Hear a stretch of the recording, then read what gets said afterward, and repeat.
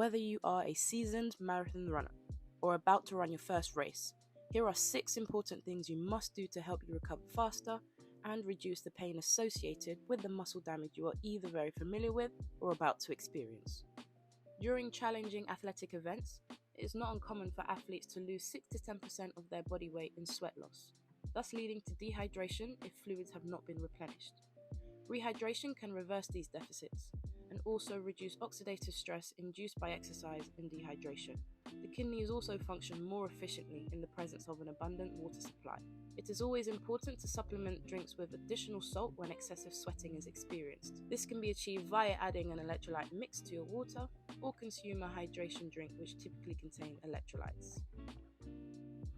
Carbohydrates are stored in the liver and muscles as glycogen.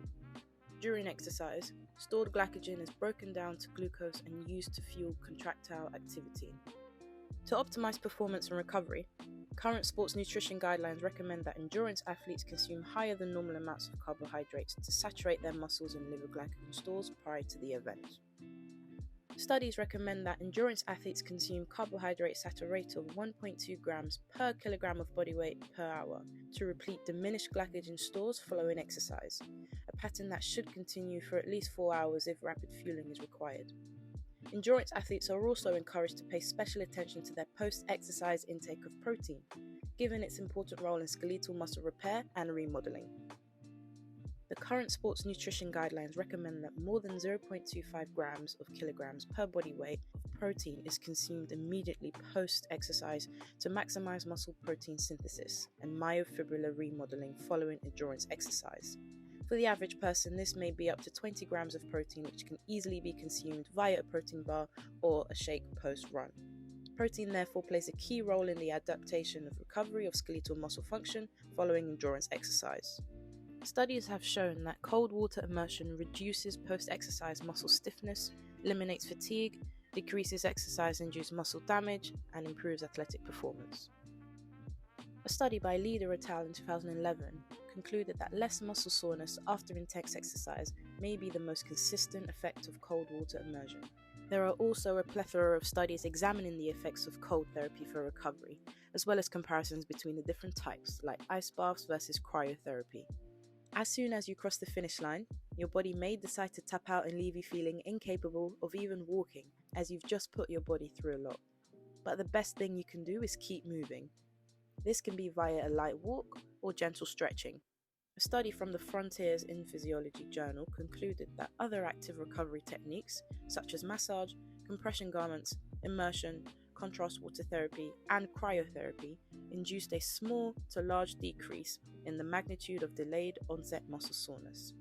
They also concluded that the most powerful techniques for reducing inflammation were massage and cold exposure.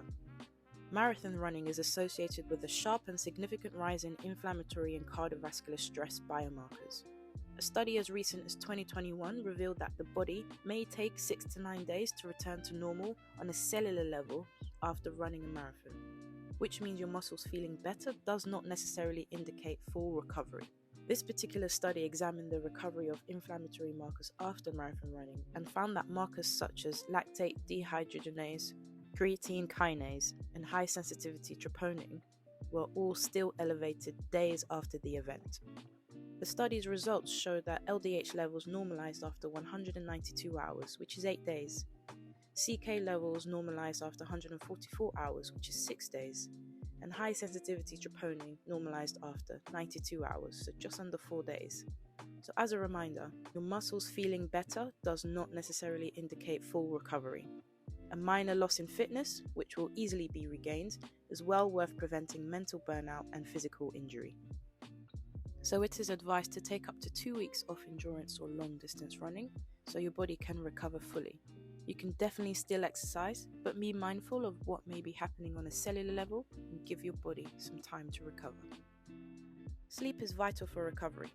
However, sleep deprivation increases pro-inflammatory markers, which impairs immune function, impedes muscle recovery, and leads to autonomic nervous system imbalances, which can result in slower and less accurate cognitive performance and alters pain perception.